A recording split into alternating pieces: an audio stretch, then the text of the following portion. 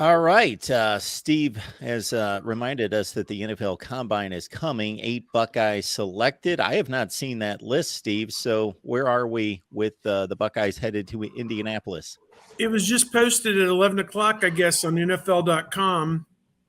And I can read you who's going from Ohio State: the quarterback CJ Stroud, wide receiver Jaxon Smith-Njiba, offensive lineman. There's three of them: Paris Johnson Jr., DeJuan Jones, and Luke Whippler.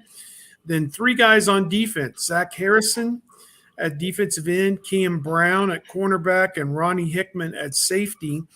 It is kind of curious to me. Teron Vincent, his dad Troy, was with the NFLPA forever.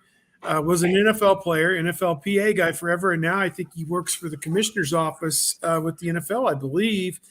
And isn't he the guy that dishes out the discipline now, I think, to the players or whatever when things happen? But for some reason, Teron Vincent not invited. And I know a lot of it's done on merit. He may not be considered even a 6th, 7th round pick, but I would have thought with his dad working there that they would have skeezed him an invite. It's kind of like the NBA Top 100 camp that's put on by the Players Association with the high school kids. If there's any living son of a living NBA player who can mouth breathe, that kid is invited to the NBA Top 100 camp, even though he's not in the top 100. But so that was kind of a surprise to me that Teron Vincent wasn't invited with his dad working there, but maybe they thought that wouldn't have held water. I don't know. But at any rate, 8 guys invited. I'm not sure if there's any other snubs. Who are they missing that has even got got a shot here? No, that's pretty much everybody. I mean, yeah, Jerron Cage. Jerron Cage. Yeah, he's the same boat as Teron Vincent. Just didn't make enough plays at the college level to justify being considered as even a draft pick, probably.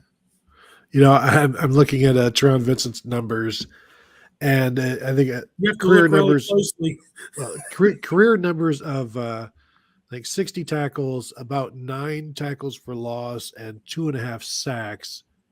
And I'm pretty sure that's right about what Draymond Jones had, like as a redshirt sophomore or something like that, where the numbers are just we're never there, never was an impact guy, and dealt with injuries, missed his redshirt freshman season in 2019, but was never, again, as we were saying earlier, just never lived up to that billing as that 5-star guy. But not unlike Haskell Garrett, where these guys are in the lineup for 3 years and really have almost no shot at being NFL players.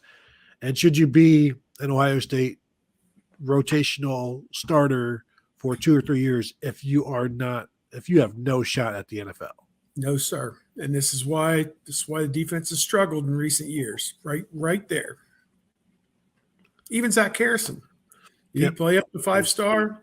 No, he did not. And I think he had a really good season doing what he did. They found what he does well, and he did that.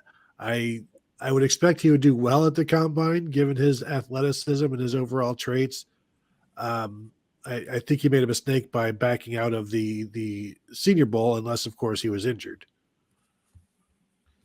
Yeah, all these all-star games are going to have to kind of reevaluate how they do things, because that's becoming more and more of the trend. And I'm not putting it on anybody saying they specifically just bailed after they, did this, but these all-star games are starting to suffer because you go out and do a little bit and it's like, all right, we're done. Let's shut it down. So, I mean, what are you going to do there? I'd hate to see the all-star games go the way of really, really mixing metaphors here, like the Big 33 game or something like that, because players are enrolling early to schools, and the Big 33 game or in the Ohio North-South game are just become irrelevant.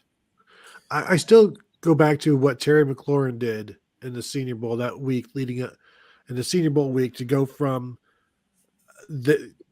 most Buckeye fans never expected him to be an NFL player, to working himself into a 3rd rounder, with some people thinking he might be a 1st rounder or 2nd rounder.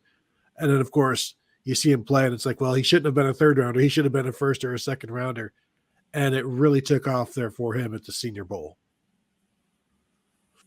The Senior Bowl had 300,000 viewers wherever it was held on ESPN or NFL Network. Maybe nobody tuned in to watch it. So, I don't know.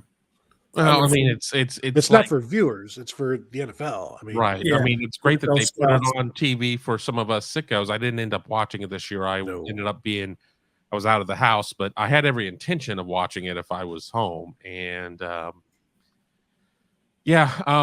year I'm going to get around to covering the Senior Bowl because I think it would be a lot of fun because I enjoy covering the Combine. Steve and I have covered the NFL Combine for years and years. We know we've been. I think about going all the way back to James Laurinaitis. That may have been one of my first years going. Like, what would that have been? Like 9 or 10. We've been through Maybe. several buildings, several setups, 09. a lot of things to cover that Combine every year.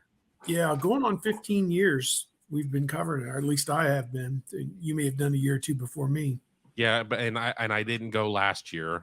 But so I mean, one or the other of us have been there for I think close to 20 years. If we're They didn't have it in the COVID year, so yeah.